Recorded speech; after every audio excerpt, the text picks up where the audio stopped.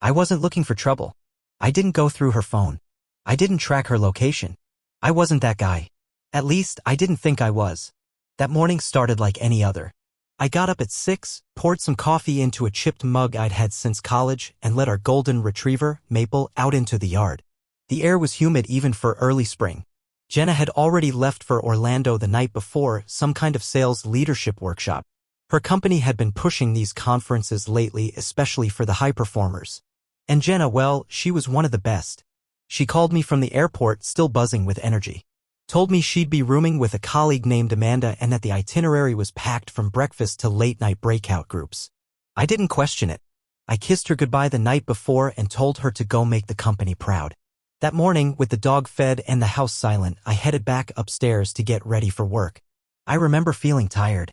Not just physically, but in a deeper, dull kind of way. Lately, it had felt like we were moving in parallel, same house, same routines, but different speeds. Like we weren't syncing the way we used to. When I got to the bathroom, I was brushing my teeth when I heard that soft chime from her phone. It was on the nightstand, screen lit up with the familiar peach-orange hues of an early morning Instagram story. She must have posted it and forgotten to lock the screen. I wouldn't normally have looked, but the story played automatically. I glanced over, toothbrush still in hand. There it was. A hotel breakfast tray perfectly staged, 2 cappuccinos side by side, a small vase with fresh daisies, 2 plates with golden brown croissants, tiny jars of jam and butter neatly stacked on a ceramic dish. The lighting was warm, just barely filtered. But what stopped me cold wasn't the breakfast. It was the 2 hands resting near the bottom of the frame, hers with her silver charm bracelet and another. A man's hand. Close enough that their fingers nearly touched. It wasn't accidental. There was a casualness to the placement, a comfort that screamed in *Macy. I froze. Just stared at it, my mind trying to reconcile what I was seeing with what I believed to be true. And then it disappeared. Story expired. Just like that. My heart hammered in my chest. I didn't move, didn't breathe. But my reflexes were faster than I realized. Somehow, without even thinking, I tapped the *T button. A part of me wasn't ready to let that image vanish without proof. I needed to see it again. I needed to be sure I wasn't imagining it. I stood there in front of the bathroom mirror, toothbrush in hand, phone in the other, staring at that still frame. Zooming in. Staring at that hand. It wasn't mine. I knew the shape of Jenna's hand better than my own. I'd held it through college finals, on road trips, through the birth of our daughter, and in hospital waiting rooms. That hand had comforted me when my dad died. I traced every line of her palm in bed, in silence, in gratitude. But that other hand? Not familiar. Slightly tanned, bigger than mine. Thick fingers. Short nails. The kind of hand that looked like it belonged to someone confident. Someone comfortable enough to leave it resting on a table beside hers during a hotel breakfast like it belonged there. I told myself it might be nothing. Could be a group breakfast and that angle just made it look in *mate. But then why delete it so fast? That's when I texted her. Breakfast looks good smirking face, hotel's treating you right? She responded almost instantly. Haha what? Oh, that was an old post from a team brunch last quarter, accidentally uploaded. Took it down. I stared at her response. An old post. A mistake. Taken down. She was fast with the explanation. Too fast. And the emoji she added at the end, the laughing face with a sweat drop, felt forced, like she was trying too hard to sound casual. She'd never posted that photo before. I would have remembered. I wasn't the kind of husband who scrolled her Instagram like a hawk, but I wasn't oblivious either. Jenna had an eye for aesthetics. She curated her stories the way a painter picks brushstrokes. And this? This wasn't part of any quarterly brunch. I kept staring at the *T. The timestamp was fresh 6:38 a.m. Not some recycled image from months ago. That croissant hadn't been aging in her camera roll. Still, I said nothing. I went to work like I always did. Punched in, answered emails, sat through meetings, smiled through small talk. But my mind wasn't there. It was back at the breakfast table I hadn't been invited to. A ghost at the scene. That night, we FaceTimed.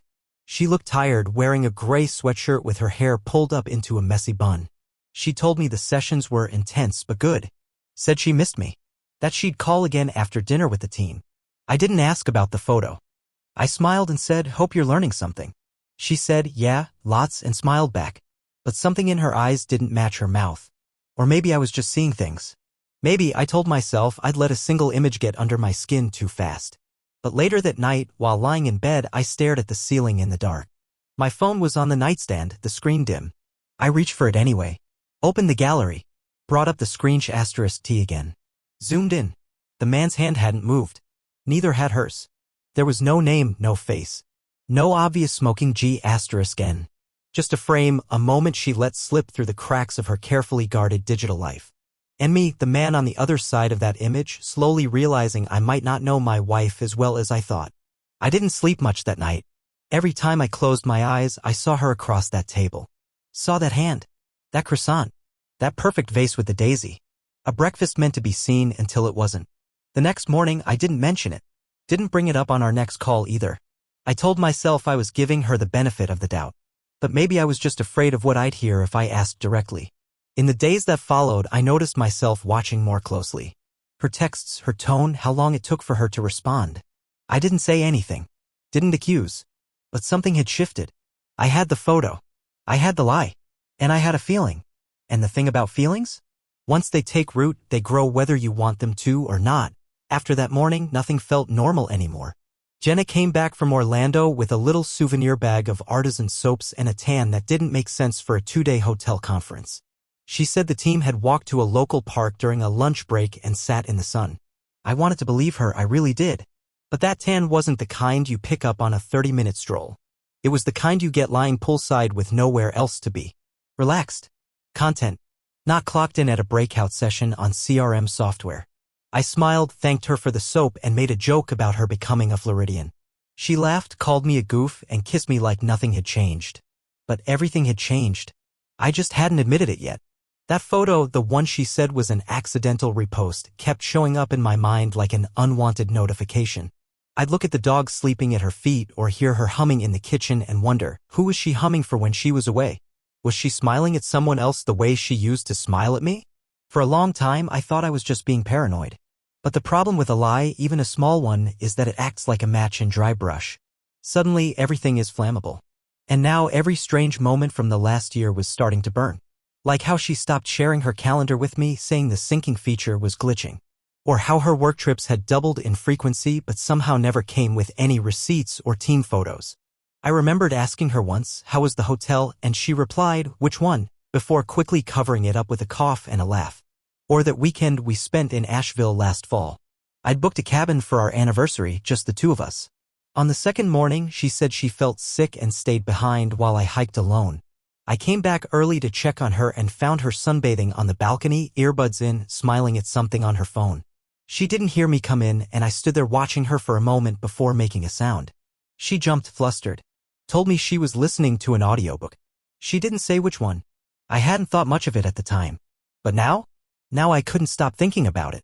There were so many of those little moments, tiny flickers I dismissed as nothing.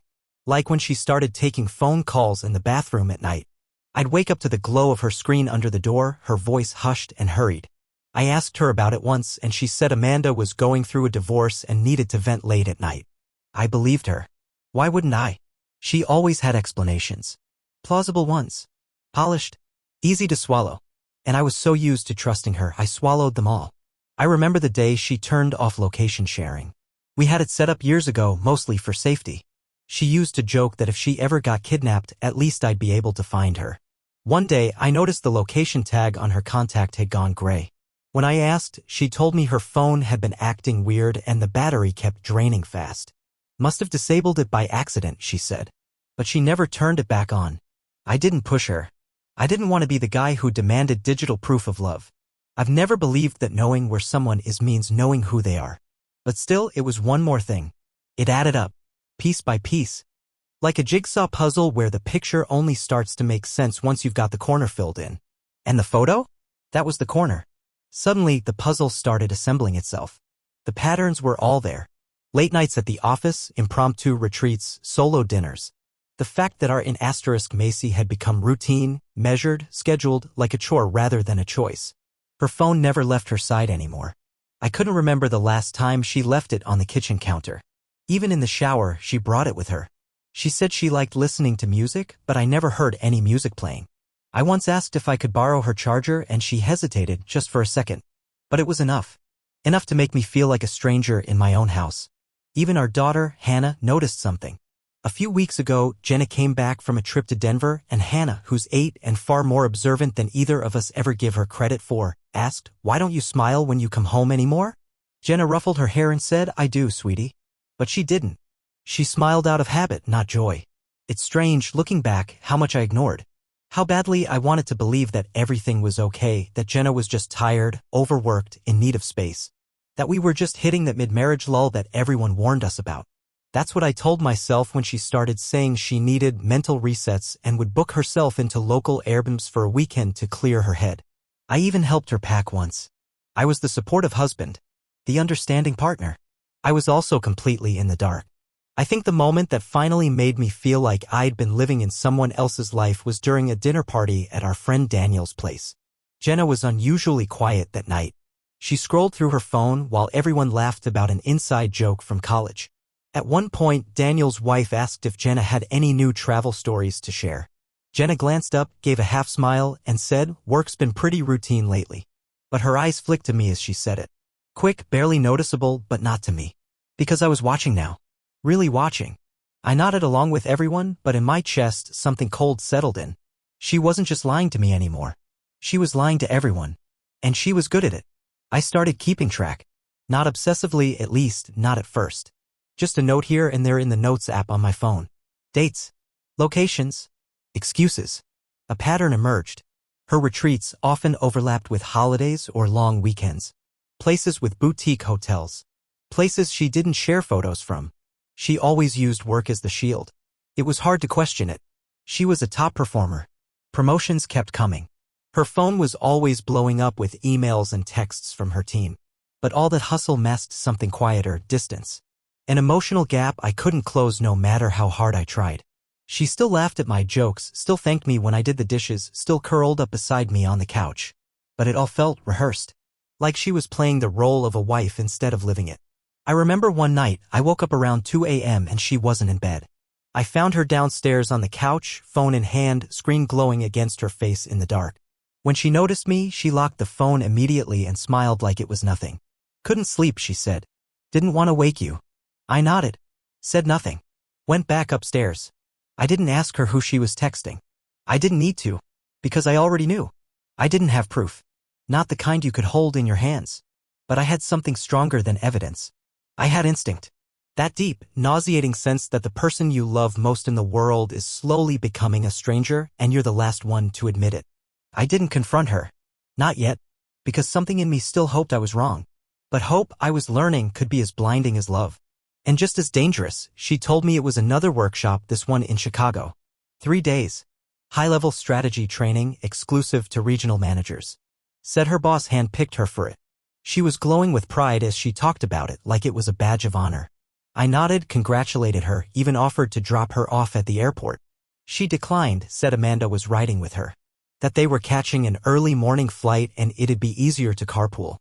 She kissed me goodbye in the driveway, rolling suitcase already in the trunk. "Call you tonight," she said.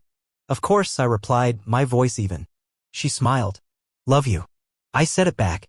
The words came out but they felt thin, like tracing paper stretched over something I didn't want to see. She drove off, waving once through the rearview mirror. I watched her taillights disappear down our street and stood there a few seconds longer than I needed to. That was the moment I knew I couldn't take her word for anything anymore. So I made a decision. I wasn't going to accuse. I wasn't going to ask. I was going to find out for myself. I took a personal day from work. Told my manager I needed a mental health break, which wasn't a lie. I rented a car under a different name, packed light, and drove the 4 hours to Chicago. It was a quiet drive, the kind where your thoughts fill the car like fog. I kept seeing that breakfast photo in my head. Her bracelet. That man's hand. I imagined them laughing, whispering to each other in rooms I was never meant to enter. When I got to the hotel, I didn't check in.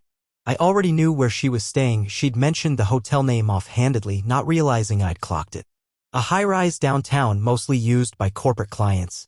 I parked a block away, walked in casually, and sat in the cafe near the lobby with a book I wasn't really reading. I didn't know what I was waiting for, only that I had to see it with my own eyes. I stayed there for hours. Watched the elevators. The bar. The restaurant. Staff changed shifts. Guests came and went. And then, just before 9 a.m. the next morning, I saw her. She walked into the dining area hand in hand with a man I recognized immediately. The same man from the breakfast photo. He was taller than me with a shaved head and that clean, business-casual look, no tie, but sharp shoes. He had the kind of face you'd see in a sales brochure. Friendly. Charming. Forgettable until he wasn't. Jenna was wearing one of my t-shirts. Not similar. Mine. The one I bought at a concert in college. She always said it was soft and stole it from my drawer 2 years ago. And there she was in it. In public. With him. They sat down at a corner table near the window. Their body language said everything words never could. Her knee brushed his. She leaned toward him as she laughed, fingers tracing the rim of her coffee cup. He reached across the table and touched her wrist gently, then her cheek. She let him. Then, without hesitation, she leaned forward and kissed him. Soft. Familiar. An asterisk, mate. She kissed him like she'd done it 100 times. And in that instant, I stopped being a husband. I stopped being confused. Stopped doubting myself. There was no room left for hope. No misunderstanding. No line of dialogue that could undo what I'd seen. The picture she posted was real. The excuses were lies. The detachment wasn't imagined. I had been played. I didn't confront them. I didn't walk over and demand answers. I didn't want a scene. I didn't want her tears or gasps or any version of "it's not what it looks like," because I already knew what it was. I left the hotel as quietly as I'd entered it. Walked 3 blocks without thinking. Found a coffee shop and sat outside, hands trembling around a paper cup I didn't drink from. My body felt cold, like the heat had been drained from it. I stared at the street, watched people pass by, laughing, talking, living lives that hadn't just cracked in half. I thought of our daughter. Of the drawings she left on the fridge. Of the papier-mâché sun she made in 2nd grade that Jenna had proudly pinned above her desk. I thought of the nights we stayed up together naming stars from our backyard hammock, Jenna's head resting on my shoulder. Of all the things we'd shared, vacations, holidays, dreams, even grief, and how, in a single moment, they'd been hollowed out. How long had this been going on? How many times had I kissed her while she was thinking of someone else? How many times had she pretended to fall asleep beside me while texting him? There were no answers. And at that moment, I didn't want any. I just wanted to get away. I drove back to Milwaukee in silence. No radio, no podcasts, just the sound of tires on pavement and the buzzing inside my own head. When I got home, I didn't go inside. I couldn't. I sat in the driveway staring at the front door like it belonged to someone else's house. The flowers we planted last spring were starting to bloom. There was a plastic toy rake leaning against the porch, the one Hannah used to clean up treasure leaves. The dog barked once from the other side of the door, excited, unaware. I felt nothing. Or maybe I felt everything. All at once. I backed out of the driveway. I didn't leave a note. I didn't call. I didn't text. I drove 10 blocks, pulled over, and opened a short-term rental app. Found a furnished apartment in an old brick building by the lake. Booked it for a month. Called into work and said I'd be remote for a while. No questions asked. That night, I packed. I didn't take much. Just what I needed. My laptop. Important documents. A few days' clothes. And a box of Hannah's drawings I kept in my office, the ones she used to sneak onto my keyboard with little notes that said things like "Best Dad" and "You are my sunshine even if it's raining." I took those. Everything else could rot. I turned off my phone. Not just silenced, off. Jenna could call. She could wonder. She could worry. Or not. I didn't care. She had made her choice. In public. In daylight. Without shame. Now it was my turn. I didn't leave in a storm. No shouting. No slamming doors. No final fight where we said all the things we'd regret later. I left like a ghost. I drove away from the house I built with my own hands. Literally. The crown molding in the dining room? I spent 2 weekends on that. The patio? Jenna and I laid the stones ourselves one fall afternoon, drinking cider and laughing at how uneven we were making it. I remembered all of that as I rolled away, the windows down, the breeze biting at my skin like the memory of something once warm. My new apartment was on the 2nd floor of a red brick walk-up tucked behind a row of townhouses in Milwaukee. It was quiet, clean, anonymous. No pictures on the wall. No fridge magnets. No scent of her perfume in the air. That, more than anything, made it feel like a refuge. I unpacked in silence. No music. No TV. Just the rustle of clothes and the occasional scrape of a chair leg as I tried to make this borrowed space feel like something I could breathe in.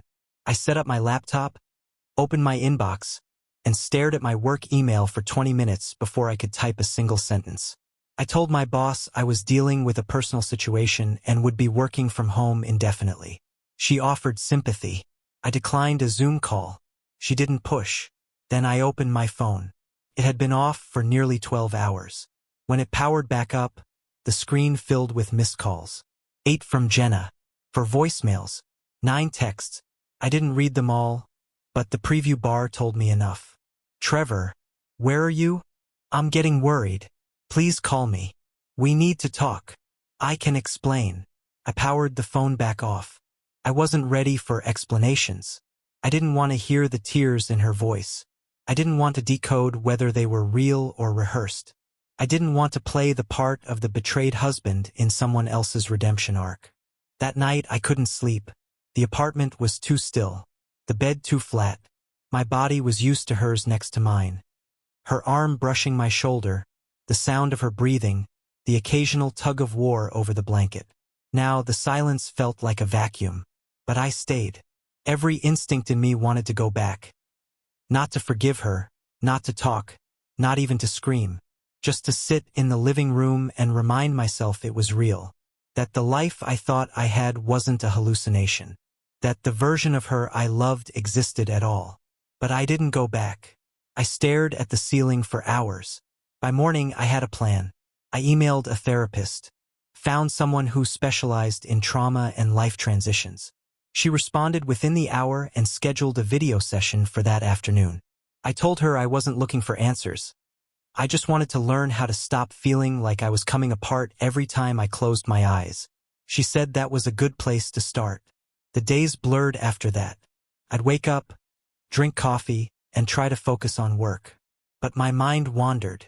I kept thinking about the version of myself that used to exist before all this. The guy who trusted his wife without hesitation. The guy who planned surprise weekend trips and packed little notes in her luggage like we were still dating. That guy felt so far away I wasn't sure he ever existed. Every few days I turned my phone back on. Just for a moment. The messages piled up. Jenna's text shifted from concern to confusion to anger to desperation. I don't understand what's happening. You're being cruel. Please, Trevor, just talk to me. Did something happen? Then finally, I'm sorry. I made a mistake. I'm begging you to come home. But she never said what the mistake was. That was the thing. No confession. No acknowledgement. Just this vague sense of wrongness she tried to soften into something forgivable. I left all the messages unread. I didn't respond. I wasn't punishing her. I just didn't want to negotiate with a version of reality that didn't match what I saw in that hotel. She had kissed him, worn my shirt, touched his arm like it was second nature. You can't unsee that. After a week, I started taking walks around the neighborhood. The air near the lake was crisp and filled with the scent of pine and distant bonfires. I'd walk until my legs ached, my hands stuffed in my coat pockets, my head pounding with thoughts I couldn't turn off. Sometimes I'd end up at the edge of the shoreline, just watching the ripples break across the rocks. One night, I watched a couple walk by with their dog. They were laughing, holding hands, totally unaware of the world around them. I envied that. Not the love, though I missed that too, but the not knowing. The bliss of believing your world is safe. That it's built on something real. I'd had that once. And now I had this. Emptiness. Quiet. Time. That's the thing no one tells you about betrayal. It doesn't explode. It dissolves. Slowly. Quietly. One memory at a time. You start rethinking every laugh, every embrace, every inside joke. You start wondering when the lie began. You replay your happiest moments and question whether they were staged. It doesn't just break your heart, it fractures your reality. After 10 days, I stopped checking my phone altogether. I disabled voicemail, unlinked my Apple ID, took my wedding band off and left it in the drawer next to the box of Hannah's drawings. I still couldn't bring myself to look through them. Not yet. That was the part that gutted me most, how much I had to protect her from this without even knowing how. Because someday she'd ask. She'd look at me and ask why I left. Why her mom cried in the kitchen when she thought no one was looking. Why the house felt different now. And I'd have to tell her something true without saying too much. I'd have to explain that sometimes people lose themselves.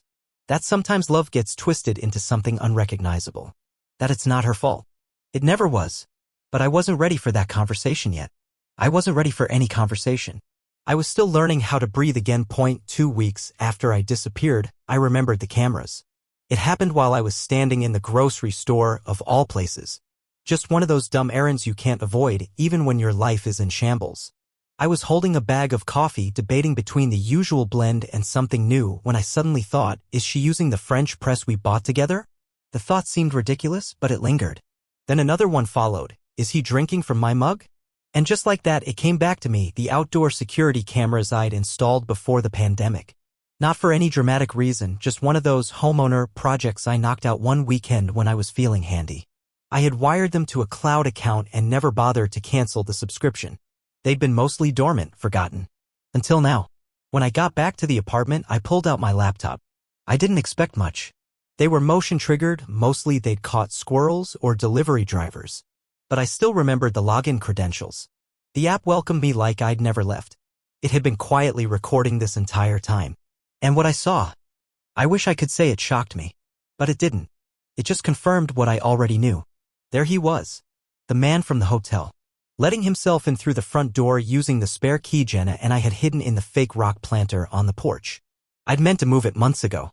Never got around to it. He walked in like he belonged there. And the next clip? He was lounging on our couch. My couch. The one I'd picked out after weeks of arguing over colors and firmness levels. He was watching TV with his feet up on the coffee table wearing my navy robe. The one Jenna used to tease me about for looking too suburban. He wore it like it was his. I watched clip after clip. Him carrying groceries in from the car. Her greeting him at the door. Their casual body language, laughs, light touches, the way she leaned into him in the doorway like a woman who had no fear of being caught. Like she wasn't caught already. Then came the clip that gutted me. The dog Maple, our rescue, our fur child, our quirky, overexcited mutt with a bent ear and a love for squeaky toys, lay curled up beside him. Her head rested on his foot. Jenna brought him a beer, kissed him on the cheek, and walked away humming. Maple didn't move. She looked content. That shouldn't have hurt the way it did. But it did. That dog had once cried at the door when I left for work. Now she barely blinked as a stranger took my place. I sat there for a long time, staring at the footage in numb silence. I could have downloaded the clips, saved them, backed them up. But I didn't need to. I didn't need proof anymore. I didn't need to confront her. What I saw in those few minutes told me everything words never could. She wasn't sorry. She wasn't lost or confused or torn between two lives. She had already replaced me. The man didn't look rushed. He didn't look like a fling. He looked like someone who had been there before, who knew where the mugs were and which light switch controlled which room. He wasn't a stranger passing through, he was her new normal. I closed the laptop and just sat there. The apartment around me was still and foreign, but in that moment it felt more like home than anything I'd seen on the screen. Pain has a way of sharpening your vision. Suddenly, all the blurry doubts came into focus. I could see the last 6 months of our marriage for what they really were, her transition period. Her soft exit. While I clung to what we'd built, she was already building something new. And she wasn't being sloppy. She was being methodical. Smart. Quiet. Just like me. That night, I took a long walk around the lake. I didn't bring my phone. Didn't need music. I just needed the cold wind in my face and the crunch of gravel underfoot. My thoughts stopped racing. My chest didn't feel quite so heavy. Because the truth, when you finally accept it, sets you free, but first, it empties you. I returned to the apartment and opened a blank document on my laptop. Titled it simply, Inventory. It started practical. Things she had. Things I wanted back. Things I'd let go. But soon it became something else. An inventory of pain. Of memories. Of mistakes. Of patterns I ignored and signs I dismissed. I wrote about our anniversary in Asheville, the night I found her on the balcony smiling at her phone. I wrote about the dinner party at Daniel's and the way her eyes shifted. I wrote about the tan that didn't match the conference. I wasn't writing for revenge. I was writing for clarity. To take the shapeless ache in my gut and give it structure. Pages. Paragraphs. Borders. And the more I wrote, the more it felt like I was reclaiming something. Not the marriage. Not her. But myself. I'd been living in her version of the story for so long that I forgot I had my own. That was the night I stopped grieving her and started grieving the man I used to be. The man who trusted. The man who waited up for her. The man who smiled when her phone lit up at 1 a.m. assuming it was Amanda again. He was gone. And that was okay. Because now I was someone else. Someone who watched from the outside and didn't react, not out of apathy, but out of strength. A week later, I signed the lease on a small house a few blocks from the lake. It had a detached garage, a creaky porch swing, and a view of the water if you tilted your head just right from the upstairs window. It was nothing fancy, but it was mine. No ghosts. No cameras. No pretending. I moved in without telling anyone, not Jenna, not our old neighbors, not even my sister. The movers came at dawn. I left behind anything that wasn't essential. If something held even a trace of her, it stayed behind.